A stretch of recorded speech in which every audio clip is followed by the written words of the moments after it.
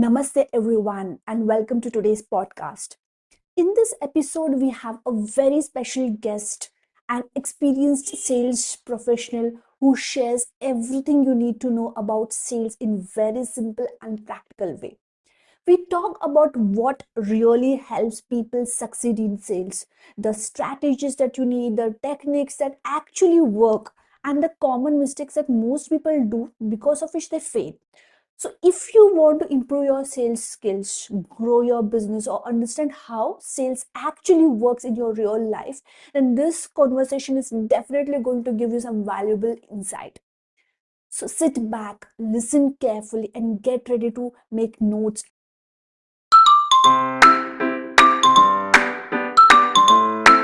Bharatji, thank you so much for being here. So I've been looking forward for this conversation because I know that our audience is going to gain a lot of information and insights from this conversation. Welcome to today's podcast. Thank you. Thank you, Rashmiji, for having me on the podcast. I'm very excited as well. Thank you. Thank you. So Bharatji, I just want to ask you one thing in the beginning. Before you became a sales coach, who were you? And how did your journey in sales actually start? How did it begin? This is very interesting, right? So I was born and raised in a city called Vishakhapatnam. It's located in the coastal region of Andhra Pradesh. And before picking up sales as a career, I did few other jobs. In fact, I started my career very early at the age of 16. As a paper boy, I used to distribute newspapers in my locality on my bicycle. And then I got an opportunity to work as a trainer in a computer institute teaching MS Office. That's the time when the government organizations started implementing computers, and then all of those documents on paper were being translated into digital documents. And then I also worked in a construction company for a few years as a computer operator and designing the civil construction designs in using a platform called AutoCAD. It's very famous for civil drawings. And yeah, so apparently one day the contract ended and I was jobless, I think for about 8 to 9 months. And that's when I decided to move to Hyderabad in search of my destiny. So I gave a lot of interviews when I came to Hyderabad and got rejected in most of them. And I was almost at the verge of giving up and then going back to my hometown. That's when I got a call from one of the HR managers from a call center saying that they want to hire me as a telesales executive. Honestly, I did not even know what it meant to be a telesales executive, but I instantly accepted the offer because I needed the job to survive. Right. So in the initial stages, I was just trying to survive. As I said, I was trying to hit my targets, impress my manager, and I wanted to grow fast in my career. But very quickly, I understood something very important, which is sales is not just about selling a product or a service, but it's about understanding people and then providing solutions. Right. So that's what I understood. And over the last 23 or so years, I worked across multiple industries, as you said in the introduction, handled different types of customer base in different regions, led sales teams. Obviously, I missed targets as well, just like everybody did. And I also hit big numbers and learned the skill of sales the harder way. Right. Over time, I moved into leadership roles where I was not just responsible for my own performance, but I was also responsible to drive the company's performance or the region's performance. So that journey shaped me and it taught me few things which are very important. I still carry with me, which is discipline, resilience, and the importance of having a thorough, proper system for your sales. So, was there a moment in your career that completely changed the way you look at sales? Oh yeah, there are many, but if I have to quote one, I remember, one of those big deals that I lost, and because I was very confident that I would win this deal and close it, but we lost the deal at the end. I had done the presentation really, really well. I knew the product inside out. I knew the customer really well. I had strong relationship with the client, so I thought, I would obviously win the deal. But at the end, the client chose someone else over us. Okay, that day I understood something painful, but it was very powerful, right? So I was selling what I want to sell, but ideally I was not solving what the customer really needed. So that's the difference. If you want to sell what you have, it becomes a normal sale where There is you kind of more or less speculating on it. You might get it or you might not get it. But when you actually aim to solve a customer's problem, 99 out of 100% you will win the deal, right? That moment actually changed everything. So from then on, I stopped pushing products or services, and then I started diagnosing problems. Even in my trainings, I say this very regularly, saying that you need to think like a doctor before you offer a solution to them. So diagnose the customer's problem first and then offer a solution. From that day, I think, my closing ratio improved, and, started to see a lot of difference in my conversions. Wow, that's really insightful. That's true. Thank you. Yeah, yeah, yeah. So many sales professionals say that sales is very stressful. So, in your experience, what actually makes sales very stressful? What do you think? What is that which makes people feel sales is really stressful? Honestly, answer is both yes and no. It is stressful and it is not stressful. Sales actually becomes very stressful when there is no clarity, right? When you don't know your pipeline, when you don't track your numbers, or when you depend a lot on motivation instead of discipline, right? And also, it becomes stressful when you start blaming the market or your management or your, product, etc. But sales, or the stress in sales reduces when you actually have a proper structure. And in corporate style, this is called method to madness, right? If you have a structure, obviously, sales is never a struggle for you.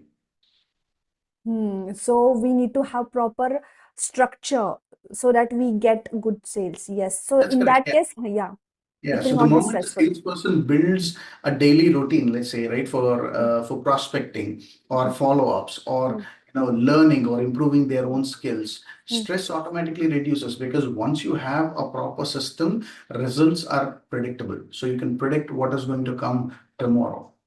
Hmm. So you have worked with Fortune 500 companies and many startups globally, right? So what is the biggest difference between these two? How do they approach? Is it similar or is it different? How is it? Right. See, the biggest difference in Fortune 500 and the startup environment is the structure, right? Hmm. If you take Hmm. Fortune 500 companies, they have a clear process, right? They have a clear stages that are already set for the sales process. They have clear metrics Hmm. and also have a format or a framework for clear accountability for each sales individual. But Hmm. when you come to startups, they often have high energy but a lack of systems, right? They want faster growth, but without a structured sales process. That hits them a lot. But whenever, now, after establishing the Sales Gurukul, whenever I design a end-to-end sales strategy for a company, I focus on building clarity from lead generation to revenue generation, right? End-to-end sales process. So I focus on each and every aspect of that. And once that structure is in place, scaling becomes very, very easy. Hmm. Hmm. Hmm. But in Yeah. the initial phase, startups they may not be organized. So it takes some time for them to organize and have everything in proper Yeah, place, right? So absolutely. once it is done, they can it becomes really easy. Absolutely. You're right. Yeah. Yeah. So let me ask you something very practical. What Mhm. separates an average salesperson from a top performer? Everyone is can't be a top performer, so there should be some difference. What's that? That's actually a very, very good question and a very important one. And I'm glad you asked that. Um, I'd probably say three things that will separate an average salesperson from a star performer or a top salesperson. The first one is ownership, right? Top performers always take ownership of their own actions. They never blame the market, product, or the pricing. Right? We commonly hear that, the customers were really good, they were very interested, but, the price was too high, so that's why they did not buy from us. That's not what top performers do. Second thing, what they do is consistency. They follow a routine, where, even when they are very, very successful, right? Even if they are able to close deals regularly, they make sure that they follow this routine. For example, they spend, let's say, 1 hour prospecting new clients every single day, even when their business is doing good or they've already met their targets. So a lot of salespeople, what they do is, okay, for this month I met my targets. That means I don't need to put a lot of, additional effort. No, you just need to consistently put that effort so that you will have a consistent pipeline built.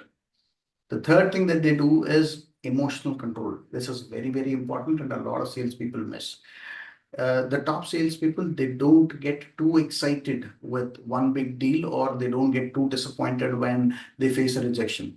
So having that strong control on your emotions is very, very good for your success in sales, right? So net average salespeople, they work based on their mood, if you ask me, right? But the top performers, they actually work on based on a system. They have a process set, they have a system set, they just blindly follow that. That's all. Okay. So if you have a proper system, then you can become a top performer. 100% without any doubt. Okay. So what do you think most sales training programs they fail to create that long-term impact? Why? What's the reason? There are many sales programs, even I've heard about many, but it does not create that level of impact. Why does this happen? Very true. See, so they fail because they focus more on motivation and not on transformation, right? I've seen those trainings firsthand myself. I've attended a many corporate trainings and also external trainings myself.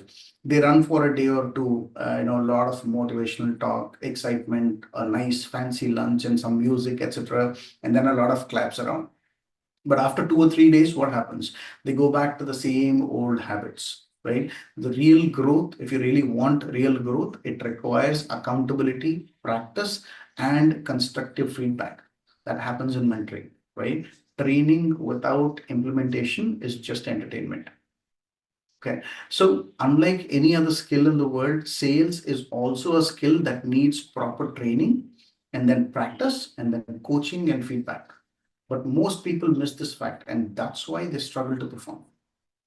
So what is the difference between getting motivated and transformed? You say, na? Right. Yeah. Huh. So very good. See, getting motivated as giving them a pep talk, saying that guys, we've met XYZ numbers this month, and our target is going to be meeting one, two, three numbers next month, right? So I'm sure you guys can do it. You guys have the ability to do that. You did an excellent job in then getting that rewarded for the top one, two, three positions, etc. The record rewards and recognition that happens. It's just motivation. Now, when you talk about transformation, you need to enable the salespeople with the skills, with the tools, and also the processes or the systems. When you enable them with all of these, salespeople will be able to perform better. The average performer becomes a top performer. But otherwise, your top performers will always be there. They know the tricks and trade, tips of the trade, and then they will be able to consistently perform. And one day, when their, the all the tricks have, what do you say, evaporated from their bucket, and then they'll become average performers again. But if you really want to build a consistent team with strong performers or consistent performers, then you need to give them or enable them with these tools. So there is a lot of talk about AI replacing salespeople. So do you really think that should these sales professionals they should get worried? What is your view on this? I'm really glad you asked this question. In fact, I've done a full video about the same topic on my YouTube channel. See, salespeople should not be worried about it, but they should be aware about AI. AI will not be able to replace salespeople completely, but those salespeople who do not know how to use AI to their advantage will definitely be replaced by those who can use it. All right. What I mean by this is AI actually can help you in research, automation, follow-ups, customer insights, and a lot of other things. But there are many things AI cannot do. For example, building trust or customer relationship, empathy, negotiation, influencing, and these are core human skills that AI cannot do. Right. So if you're a smart salesperson, AI becomes your assistant, not competition.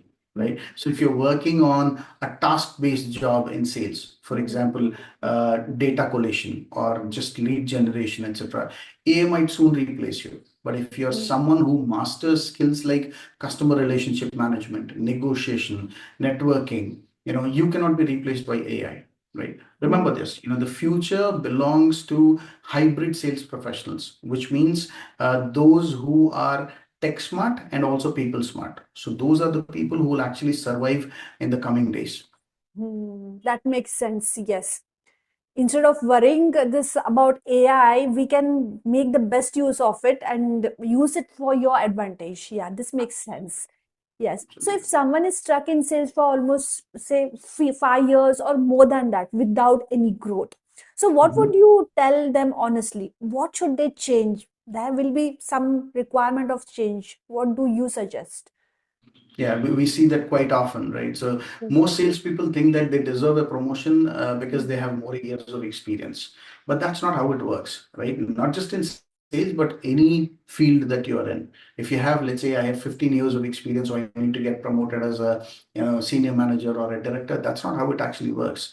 If you're stuck in your career today, you need to do this. Ask mm, yourself this one question and answer this honestly. You don't need to answer it to anybody. You just ask yourself and answer it to yourself. One question is that, are you upgrading yourself every year? mm, Right? If you're not upgrading yourself every year, that means there is something that you need to work on. Many people want promotion, but they don't want to upgrade their skills, or they don't upgrade their skills. They want higher income, but they don't want to increase your value. mm, Unless you show more value of you, you will not get paid more. See, mm, growth is not automatic. It is purely intentional. Only if you have the intention to grow, increase your value, and then you will grow. Otherwise, you won't, right? mm, There are a few things that you can do in case if you want to grow in sales. Learn the skills of negotiation, improve your communication. You start building your own personal brand, right? Take bigger responsibilities. That's when you come into that, what do you call, the management will start looking at you as a proactive salesperson, and then who's taking additional responsibilities, and you come to that visibility, you get that visibility as a strong sales performer. That's when you get promoted. But you cannot do the same things and expect a different result every time. So stop blaming yourself or your manager or your company, but start working on improving yourself. I'm sure you will see the growth. yes, yes. Thank you so much for this insight. So, Bharatji, you have founded the Sales Gurukul, right? So, what problem were you trying to solve? What do you help? How do you help people with this? Right. It's a good question. So since the time I stepped into sales, like about 23, 24 years ago, right, I've seen many talented people, and they're very, very hardworking salespeople. So they struggle because they lack two things. One is the structure. Second is mentorship. All right. So there are many training programs out there, many videos on YouTube or any other platforms that you can, that talk about sales. But the problem here is they only teach you about the skill, but the real transformation happens when you actually have a mentor who can coach you, guide you, and make you accountable for your actions. That's exactly why I built the Sales Gurukul. It's a tech-enabled sales enablement platform focused on execution, accountability, and also the mindset. Okay. Now, here, in the sales acceleration, or probably at Sales Gurukul, right, you don't just get theory or gyan. So you get real frameworks, real action plans, and real growth tracking. We discuss real world sales problems and find solutions to them instantly. Here you learn skills, practice them, and make them a habit for life. So, if someone joins this your Sales Gurukul, what transformation can they realistically experience? Right. So let me answer this in two parts, right? First, about the transformation they can expect and how to join the programs. The first thing that they will get is clarity. The second thing is a structure in their habits. Third is the confidence in their conversations, right? When you have all of these three combined, obviously your performance will skyrocket. Now, within months, they will start thinking like consultants instead of product pushers. Their communication improves, their objection handling improves. Most importantly, their discipline improves, right? Mm, And finally, their income improves as a result of better conversions or better execution, right? Now, the mm, second part of it is, how do somebody join our programs? It's very simple and straightforward. You can go to the courses section on our website, which is www.thesalesgurukul.com, and choose a course that suits your current situation. And in case if you're unable to decide which one to pick, just schedule a call with one of our experts, and we will guide you in the right direction. okay, so sales in any field, or is it in any particular niche you help people with? Sales is a general subject for Yeah. everybody. So, Yes. irrespective of which industry you're in, which stage in your sales process you're in, or say in your career you're in, you can pick up a course. There are different courses available. So, pick up a course that is suitable for your industry, your level of experience, and your goal, whatever you want to become next, or where do you want to see yourself next. You can pick up a course and then, you can get trained on that. Oh, that's great. That's great. So you have mentioned thousands of sales professionals. So what common mistake do you see again and again in these professionals? See, the biggest mistake most salespeople do is to underestimate themselves, right? Most of them have the talent, but they lack in self-belief, right? So they hesitate to position their value strongly, and they hesitate to ask for bigger sales or bigger deals. So being confident is not ego, right? A lot of people get confused here. Being confident is not your ego, but Hmm. confidence is clarity about your value, right? If Hmm. you're confident, it shows your value really, really high. Hmm. What I want or what I recommend every salesperson is stop comparing yourself with others and start working on strengthening your skills. That's very important. Hmm. Hmm. Hmm. Hmm. Hmm. Hmm. So what's your larger mission in the sales world? My mission is very simple and clear. I want to enable at least 1 million sales professionals with the skills, mindset, and execution ability that makes them the top sales professionals. Sales for me is not just a job, it's a life-changing skill, right? It builds confidence, it builds income, communication, power, and leadership ability. So if we elevate sales professionals, we actually elevate families and businesses globally. So that's my mission. That's great, great, great. Thank you so much for coming on this podcast. So, before we close, what is that one final message you would like to give to every salesperson who is watching this? What should he remember? What should be his Right. takeaway? Right. See, about 20 odd years ago, I heard a very nice quotation that changed my entire life, right? So this is how it goes. It says, for things to change, you have to change. And for things to become better, you have to become better. So this message is simple. Stop waiting. And I want you to stop doing three things and start doing three things, right? Stop waiting for the market to improve. It'll never work in your favor, or it'll never improve to the extent you expect. Number two is stop waiting for promotion. Third is stop waiting for motivation from somebody else. Nobody in this world really is worried about motivating you. Mm. Now, coming back to what should you start is start building a structure to your sales process. Start working on upgrading your skills and start taking ownership of your own actions, right? Your growth is your responsibility, nobody else's responsibility. And the moment you accept that fact, everything will start changing for you. Mm. That's really good, Bharajay. It's really insightful. Thank you so much for coming on this podcast and giving so much of knowledge, information, and making us understand what this sales process is.